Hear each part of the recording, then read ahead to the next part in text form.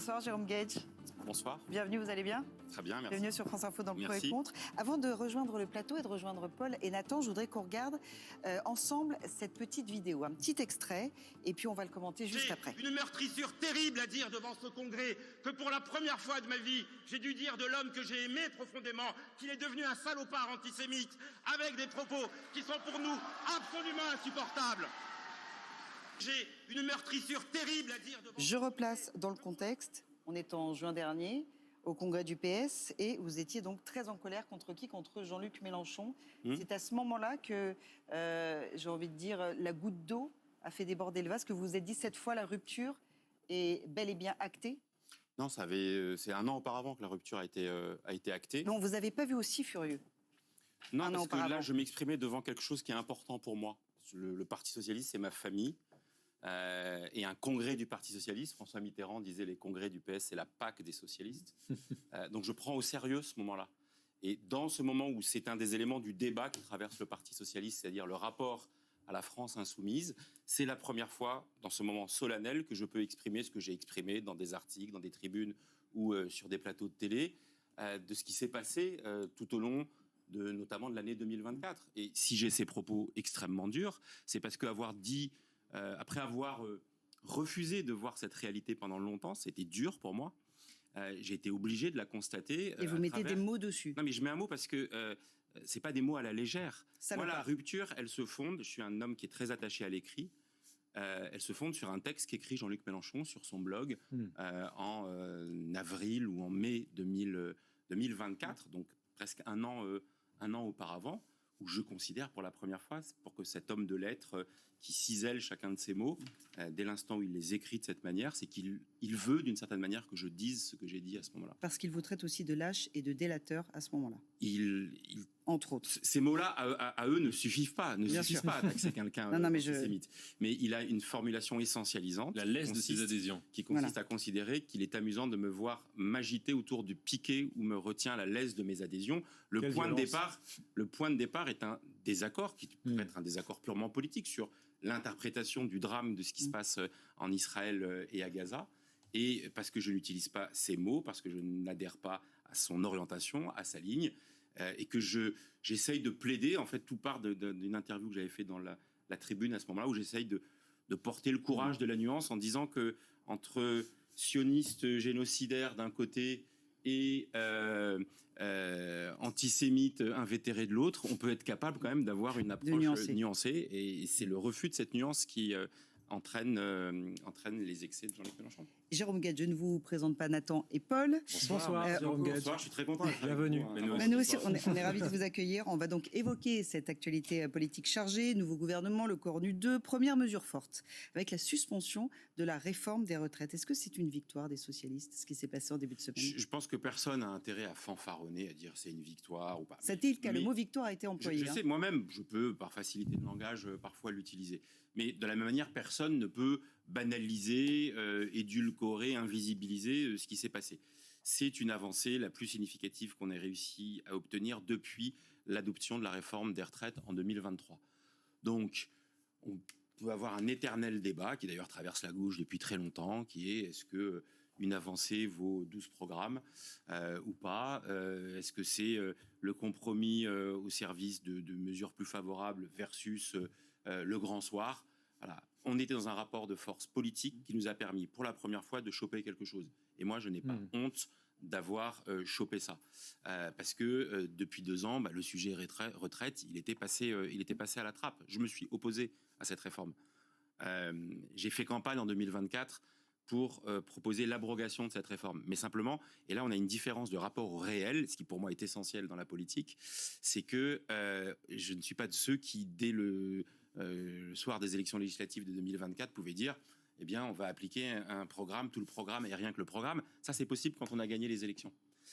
Ça l'est plus du tout quand on est en situation de majorité relative. Donc là, soit on se met dans la position de la posture, justement, soit on essaye de faire quelque chose. Et d'avancer. Et d'avancer. Et donc, c'est un débat, encore une fois, je vous dis, qui traverse la gauche depuis Gued et Jaurès, Blum et Thorez, ou tant d'autres, sur le rapport au compromis, à la rupture, mais sans possibilité d'avoir raison tout seul, ce qui est ce en quoi on nous enferme dans la période. Mais dans ce débat, c'est votre victoire. Il faut que vous le. Non, mais c'est pour ça. Non, mais je n'ai pas fausse modestie, sans orgueil. Voilà. Mais là, évidemment, c'est il y une a victoire. deux écoles. Il y a l'école absolutiste, premier soir, 20h05 au moment des législatives. Jean-Luc Mélenchon qui monte à la tribune en disant on va appliquer le programme, Tout le programme. rien que le programme et tout le programme. Il a appliqué rien du tout de son programme. Et vous, qui êtes accusé en permanence, pas vous personnellement, mais les socialistes, de traîtrise, de modération qui ne sert à rien, etc., de vous coucher devant le capital. Résultat, depuis 2017, c'est la première fois qu'il y a une victoire sociale. Exactement. Sans violence. Donc c'est quand même. Je corrige parce que je veux te donner l'impression d'être peut-être trop.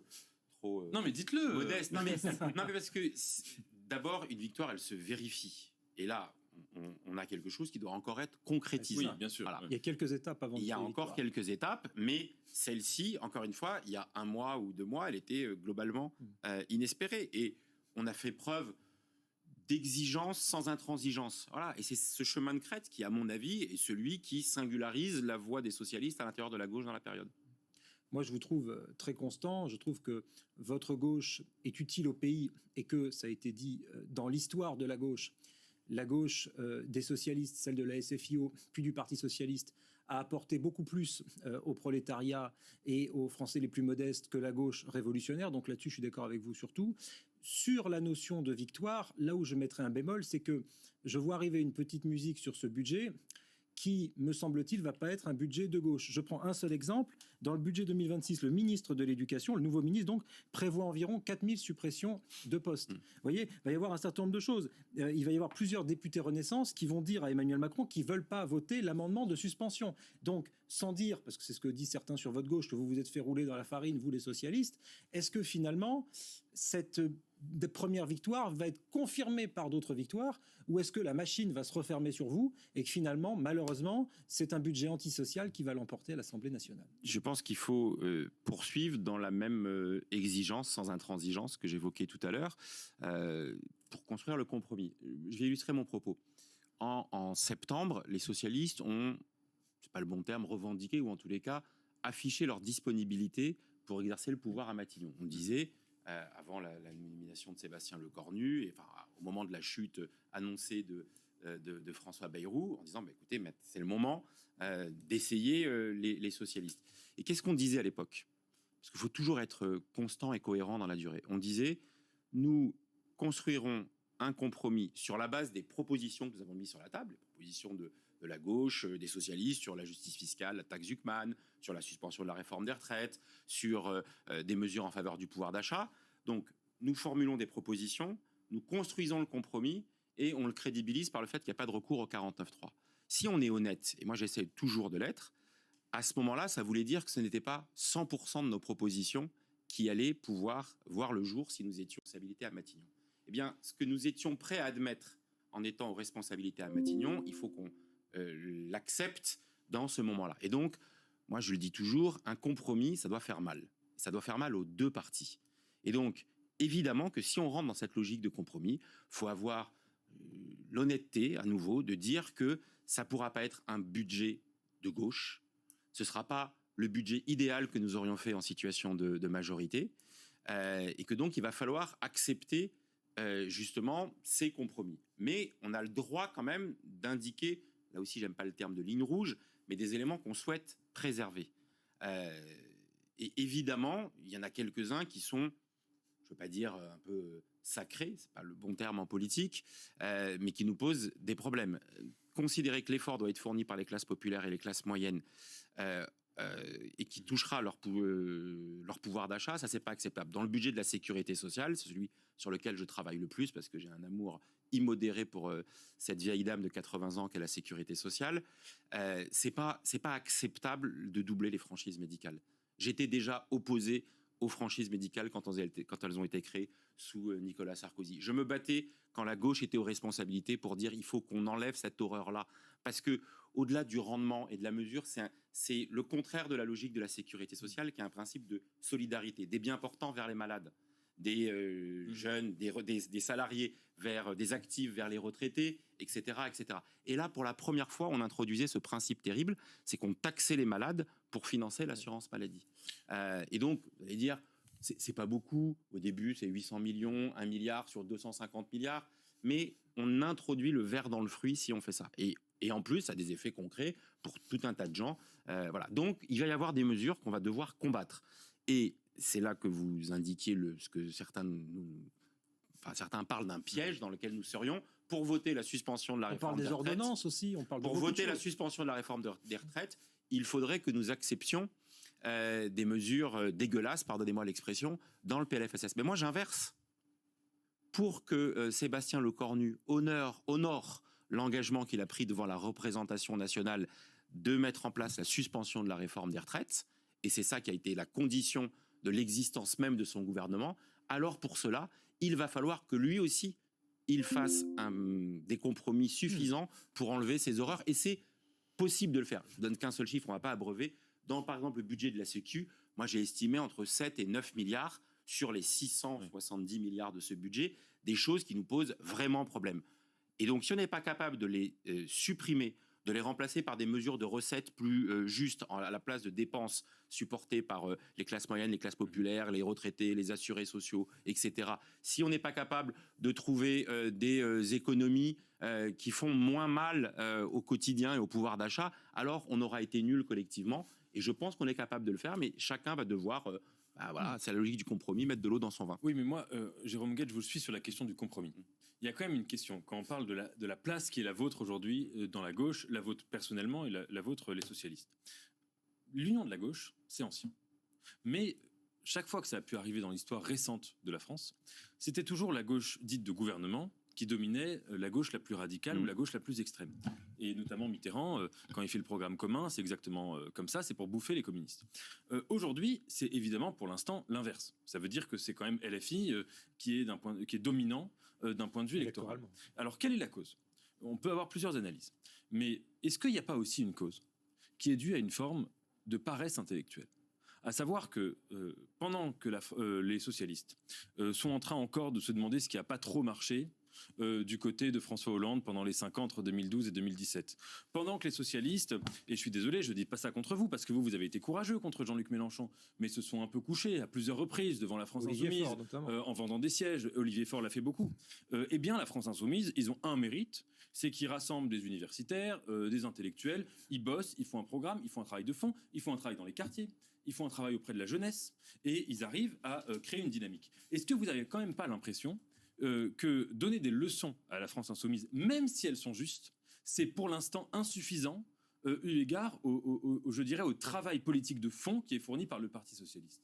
Alors, je suis d'accord avec vous sur l'hégémonie culturelle qui a été remportée par la France Insoumise au lendemain de la dernière période dans laquelle les socialistes ont exercé le pouvoir, c'est-à-dire à la fin du quinquennat Hollande, et sur le fait que tout ceci a pu prospérer d'une déception née de manière juste ou injuste. Moi, j'ai été pendant ce quinquennat un de ceux qui tirait la sonnette d'alarme. On appelait ça frondeur, j'aime pas l'expression. Je considérais qu'on était des lanceurs d'alerte et qui disions attention, on ne peut pas s'aliéner à ce point la base culturelle, sociologique, électorale, populaire du parti socialiste.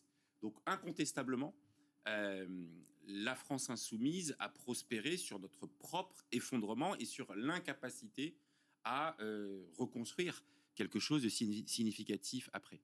Mais cet accord avec vous ne signifie pas immédiatement qu'on doive rester devant cela. C'est-à-dire parce que on ferait quoi à vous entendre ? À dire, OK, ils ont gagné la bataille culturelle, ils ont plus bossé que nous, et après on va en passer siège déjà. Comment ? On va en passer siège. Je vous vise pas en disant ça. Non, mais à un moment donné, les socialistes ont pu, et j'en fais partie, et moi je reconnais mes erreurs, puisque je vous ai dit en arrivant sur votre plateau qu'en 2024, la rupture est intervenue, et c'est la raison pour laquelle, aux élections qui ont fait suite à la dissolution, j'ai refusé. Oui. Alors, il s'avère que j'étais le seul socialiste à refuser l'investiture du NFP et donc l'alliance avec LFI, ce qui m'a valu d'ailleurs vous aviez un candidat qui m'a valu d'avoir une candidature soutenue par la France Insoumise face à moi, et j'ai gagné.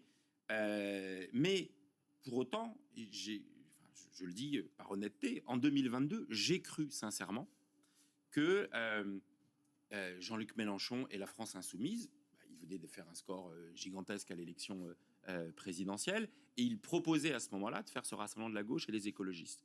J'ai cru à ce moment-là que ça pouvait se faire dans un cadre dans lequel chacun s'oblige mutuellement, qui est celui d'une coalition. Oui. J'ai vite déchanté tout au long de l'année 2023, de l'année 2023 jusqu'à évidemment le traumatisme du 7 octobre. Franchement, je ne vais pas donner des leçons. Vous voyez, je vous prends deux exemples.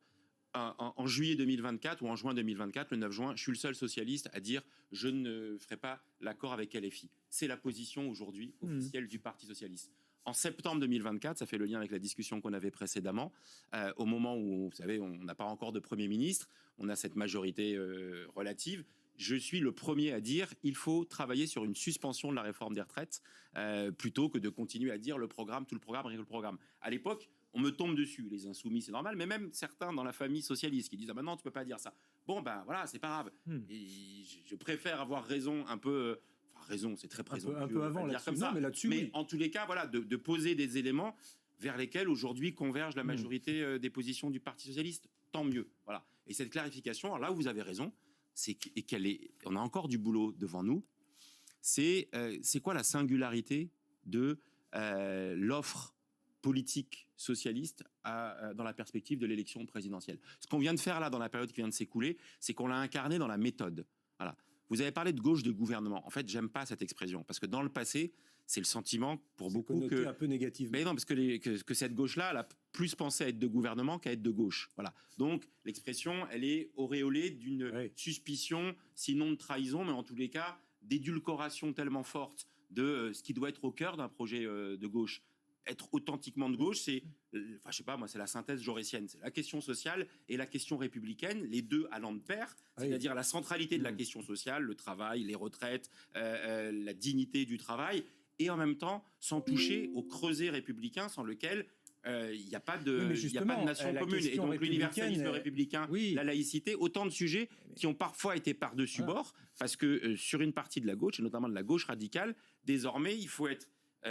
très à gauche sur les questions sociales et ne pas heurter ceux qui considèrent que ce pacte républicain, cet universalisme républicain, cette laïcité sont des empêcheurs de tourner en rond dans une période où le repli identitaire, l'assignation identitaire, la communautarisation parfois sont banalisés, là où au contraire il faut continuer à dire qu'il y a une seule communauté, c'est la communauté nationale. Non, je suis d'accord avec vous sur la République, et ça montre bien d'ailleurs, je ne sais pas si on peut parler de gauche irréconciliable, mais la différence entre votre gauche et la gauche de Jean-Luc Mélenchon. Mais tout à l'heure, vous parliez des classes moyennes et des classes populaires.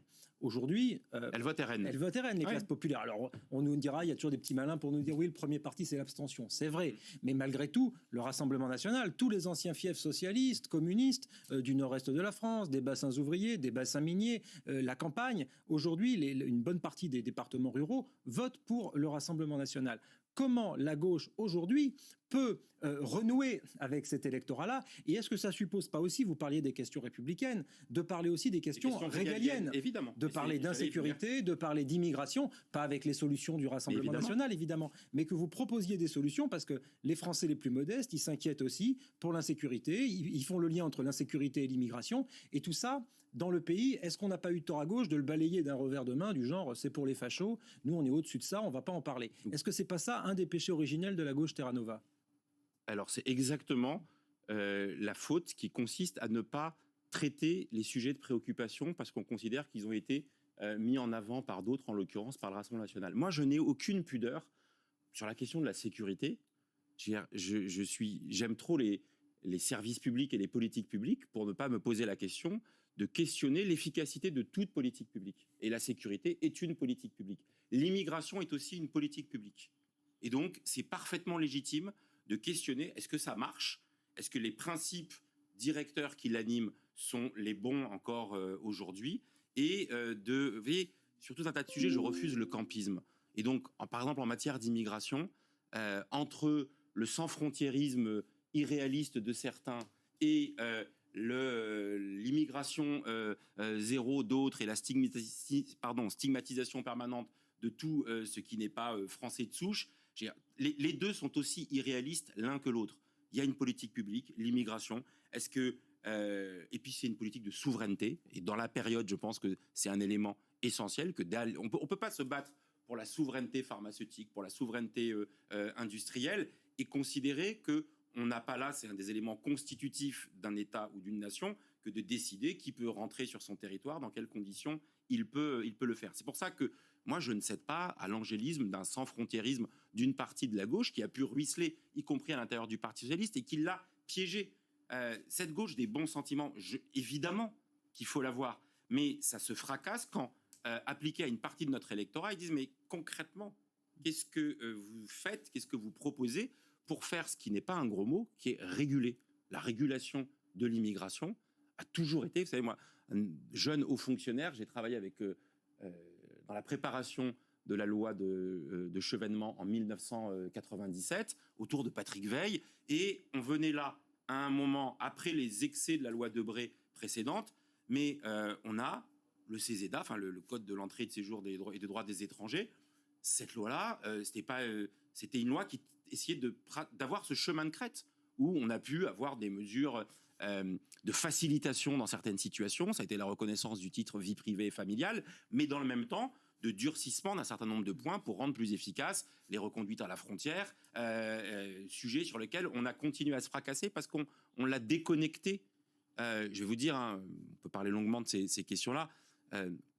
Il faut sortir l'immigration du seul champ du ministère de l'Intérieur. C'est une politique qui concerne le ministère des Affaires étrangères, le ministère du Travail, le ministère des Solidarités et aussi le ministère de l'Intérieur. Mais aussi longtemps, et on n'a fait que ces dernières années, en faire un sujet stricto sensu de la place Beauvau, perdant de vue, y compris dans sa dimension de coopération internationale, les liens avec les pays d'origine pour s'agissant des reconduites à la frontière. Et on s'est retrouvé dans cette situation dingue où c'est un ministre de l'Intérieur, Bruno Retailleau, qui s'est retrouvé dans une querelle diplomatique, en l'occurrence avec l'Algérie. Bref, j'ai fait ce pas de côté ou ce détour pour vous dire que pas d'angélisme, ni sur immigration, ni sur sécurité, vous le ce soir. mais pas non plus d'envahissement de l'espace du débat public par ces questions-là, en lieu et place de ce qui fait quand même l'unité de ces problématiques. La question sociale, la question salariale, la place du travail travail qui paie justement, du financement du modèle social. Parce que quand on parle financement du modèle social, on va aussi se poser la question de savoir, contrairement à d'autres pays, que oui, on va continuer à avoir besoin d'une immigration parce qu'on a des besoins sur certaines professions de ce recours à l'immigration. Jérôme Guedj, je vais vous amener sur un terrain un petit peu plus léger parce que c'est. Ah oui, parce que là on est allé dans le dur. Là voilà, là c'est parce que c'est l'un des rendez-vous de notre émission. On va retrouver, on retrouve les premières télés de nos invités. Vous, c'était Jérôme Guedj le 22 mars 98 sur France 3. Vous veniez de décrocher votre premier mandat au conseil départemental de l'Essonne. Regardez. C'est un formidable moment d'émotion. D'abord à titre personnel parce qu'en effet, se frotter au suffrage universel, je crois que pour quiconque cherche à s'investir dans l'action politique, c'est un grand moment. Mais par-dessus tout, c'est surtout un grand moment parce que Massy réaffirme son identité de gauche. Et ça, c'est une très bonne nouvelle. Et puis surtout le Conseil général de l'Essonne bascule à gauche. Une nouvelle équipe rajeunie, mobilisée, dynamique, je l'espère, va essayer de mettre en place une autre politique en Essonne pour tourner la page de 16 années de gestion de droite. À cette époque, un petit mot juste. Pas de ride. Ouais, non, je l'avais pas vu depuis très longtemps celle-là. Vous avez bien fait de venir. Et juste, je voulais vous montrer, parce qu'à l'époque, en 98, vous étiez soutenu par un certain Jean-Luc Mélenchon. Oui, on a été élus en même temps, tout à fait. tous les deux à Massy. Et vous aviez fait campagne en même temps, voilà. Vous êtes Mais mignons tous les deux. vous savez, on parlait de l'universalisme républicain, on parlait de cet attachement à la laïcité. C'est ce que j'ai appris à son contact au Parti socialiste pendant des années. C'était un homme qui défendait la laïcité, ouais. Ah mais bec et ongle. Mais vous allez en chercher des archives, même en 2012, même en 2015, de Jean-Luc Mélenchon sur ces questions-là. Il était resté très. Il a changé. Il l'a trahi. Je ne suis pas là pour donner des points de trahison, mais en tous les cas, il a totalement changé son logiciel. Son concept de Nouvelle France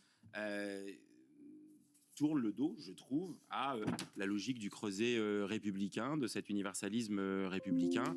Enfin, je veux dire, c'est l'année du 120e anniversaire de la loi de 1905. Et je trouve qu'il y a chez lui, mais surtout chez tous ceux qui l'accompagnent, parfois un rapport, distant, voire méfiant, dans la dimension protectrice de cette loi de 1905. Tourner le dos, trahir, c'est très proche. Je vais être obligée de vous interrompre, on n'a plus le temps. Merci beaucoup. Merci Jean-Roch Gadji, député socialiste de l'Essonne, conseiller régional d'Île-de-France, d'avoir été notre invité ce soir. Merci Paul, merci Nathan. Merci à demain. Elisabeth. À demain. Même heure, même endroit. Vous restez bien évidemment sur France Info à suivre le JT de 23h présenté par Soria Keldoun. Excellente fin de soirée.